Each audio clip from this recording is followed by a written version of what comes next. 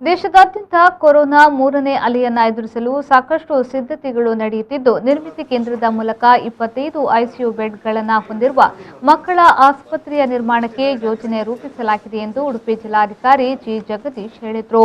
ಕುಂದಾಪುರ ಉಪವಿಭಾಗದ ಸರ್ಕಾರಿ ಆಸ್ಪತ್ರೆಯಲ್ಲಿ ನಡೆದ ಕಾರ್ಯಕ್ರಮದಲ್ಲಿ ಕೋವಿಡ್ ಆಸ್ಪತ್ರೆಗೆ ಕುಂದಾಪುರದ ರೆಡ್ ಕ್ರಾಸ್ ಘಟಕದ ವತಿಯಿಂದ ನೀಡಲಾದ 5 ಆಕ್ಸಿಜನ್ ಕಾನ್ಸಂಟ್ರೇಟರ್ ಸ್ವೀಕರಿಸಿ ಅವರು ಮಾತನಾಡಿದರು.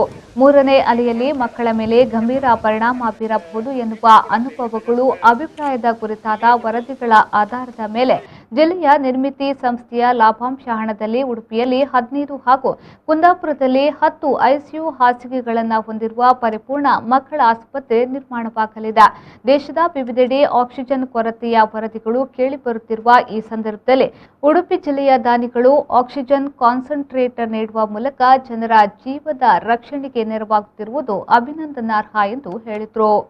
ಸಾಧ್ಯತೆ ಇದೆ ಅಂತ ಹಾಗಾಗಿ ನಾವು 25 ಬೆಡ್ಗಳ ಮಕ್ಕಳ ಐಸಿಯು ಅನ್ನು ಮಾಡಬೇಕು ಅಂತ ನಾವು ಜಿಲ್ಲಾಡಳಿತ ನಿರ್ಮಿತಿ ಕೇಂದ್ರದಿಂದ ಮಾಡಬೇಕು.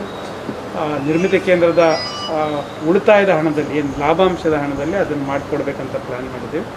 ಅದನ್ನು 15 ಬೆಡ್ಗಳನ್ನು ಜಿಲ್ಲಾ ಆಸ್ಪತ್ರೆಯಲ್ಲಿ, 10 ಬೆಡ್ಗಳನ್ನು ಇಲ್ಲಿ ಕುಂದಾಪುರ ಆಸ್ಪತ್ರೆಯಲ್ಲಿ ಮಕ್ಕಳ ಐಸಿಯುವನ್ನು ಮಾಡಬೇಕಂತ ಪ್ಲ್ಯಾನ್ ಮಾಡಿದ್ದೀವಿ. ಅದನ್ನು ಇಷ್ಟರಲ್ಲೇ ಕಾರ್ಯಗತ ಮಾಡಲಿಕ್ಕೆ ನಾವು ಕ್ರಮ ವಹಿಸ್ತೀವಿ. ಇಲ್ಲೇನೆಲ್ಲರೂ ಏನು ಕೆಲಸ ಮಾಡ್ತಿದ್ದಾರೆ ಪ್ರತ್ಯಕ್ಷವಾಗಿ ಮತ್ತು ಪರೋಕ್ಷವಾಗಿ ಇಲ್ಲಿ ಏನು ಸಹಕರಿಸ್ತಾರೆ. ಶ್ರೀಜಿತ್, ವಿ4 ನ್ಯೂಸ್, ಉಡುಪಿ.